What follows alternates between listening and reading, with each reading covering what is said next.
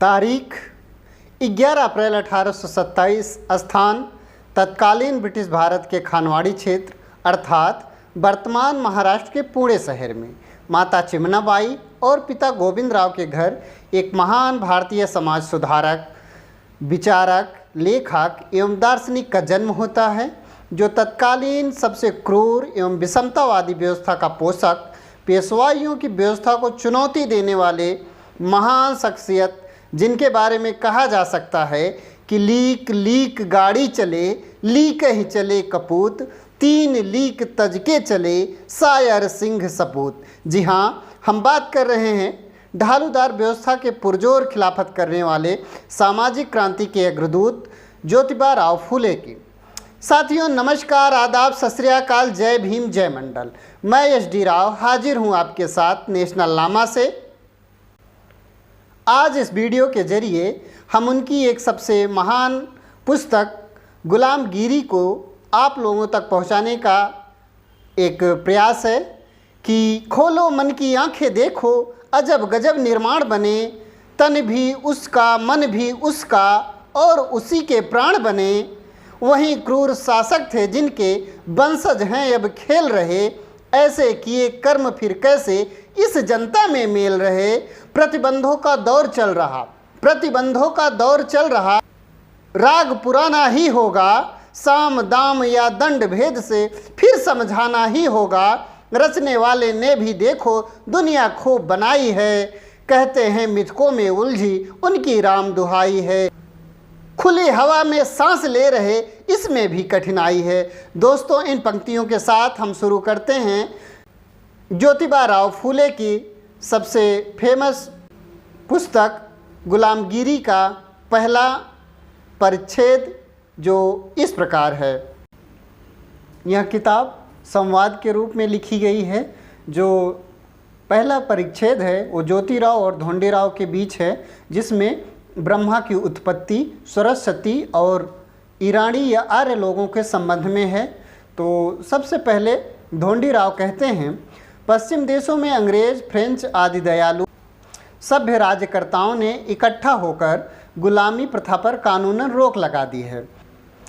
इसका मतलब यह है कि उन्होंने ब्रह्मा के नीति नियमों को ठुकरा दिया है, क्योंकि मनु संहिता में लिखा गया है कि ब्रह्मा ने अपने मुंह से ब्राह्मण वर्ण को पैदा किया और उसने इन ब्राह्मणों की सेवा करने के लिए अपने पांव से शूद्रों को पैदा किया। तब ज्योतिराव कहते हैं कि अंग्रेज आदि सरकारों ने गुलामी प्रथा पर पाबंदी लगा दी है। इसका मतलब ही यह है कि उन्होंने ब्रह्मा की आज्ञा को ठुकरा दिया है। यही तुम्हारा कहना है ना?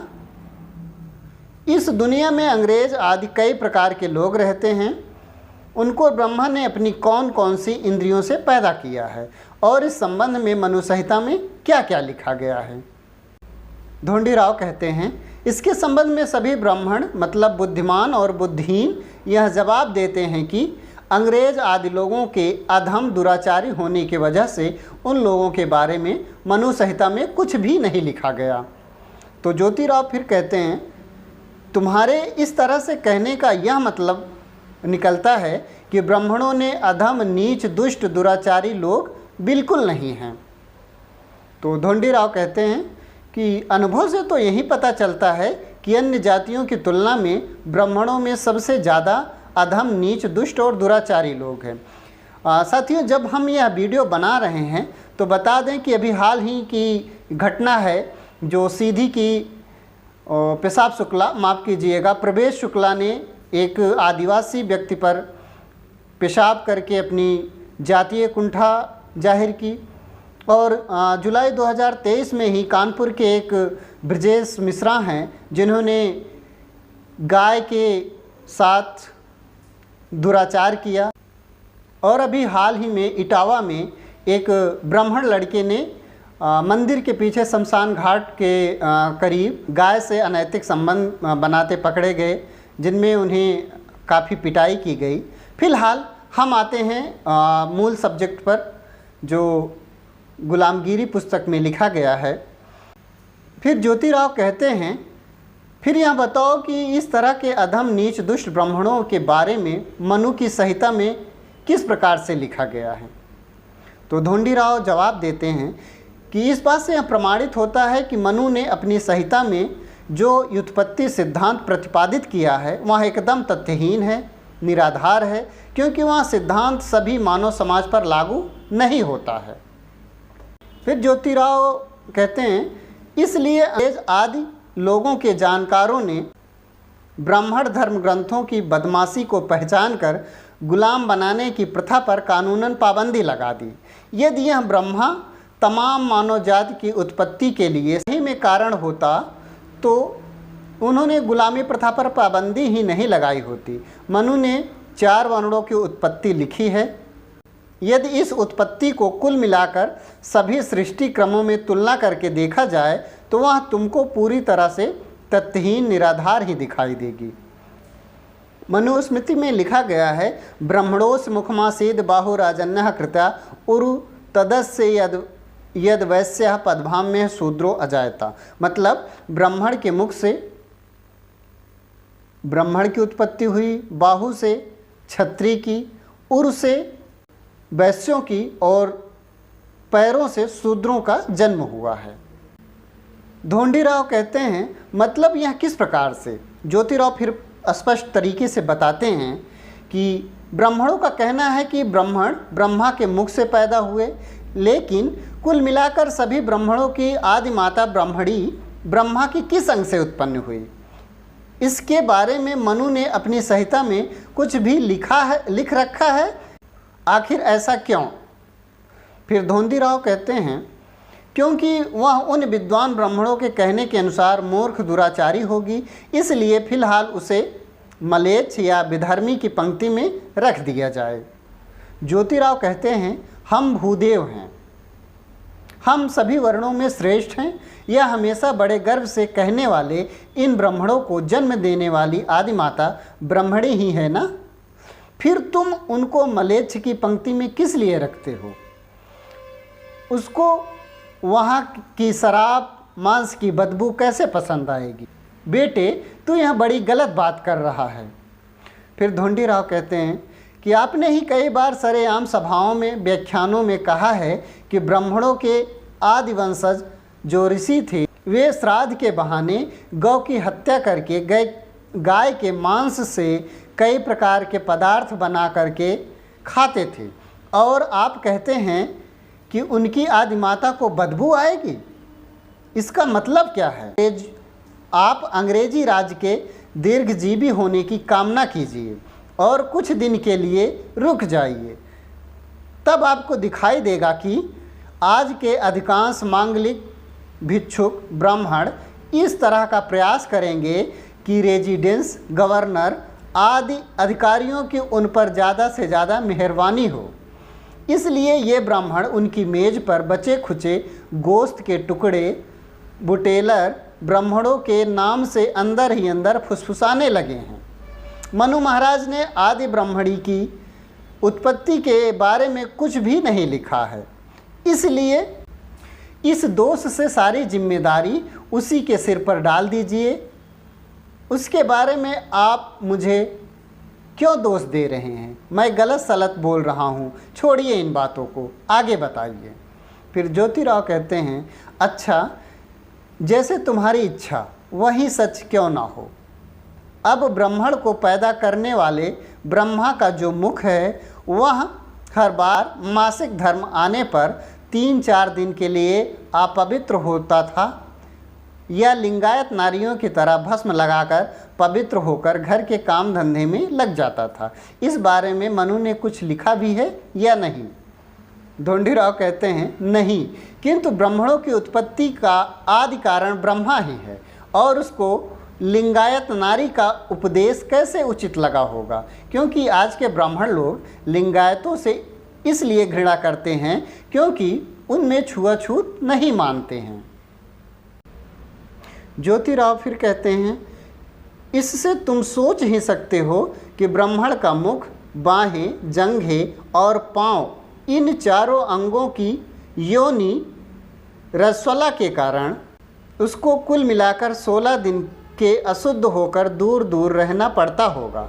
फिर सवाल उठता है कि उसके घर का काम धंधा कौन करता होगा। क्या मनु महाराज ने अपनी मनुस्मृति में इस संबंध में कुछ लिखा है या नहीं लिखा? तो धोंडीराव कहते हैं नहीं लिखा है। तो ज्योतिराव फिर कहते हैं अच्छा, वह गर्भ ब्रह्मा के मुख में किस दिन से ठहरा? उस दिन से लेकर 9 महीने बीतने तक किस जगह पर रहकर बढ़ता रहा? इस बारे में मनु ने कुछ लिखा है या नहीं? धोंडीराव कहते हैं नहीं।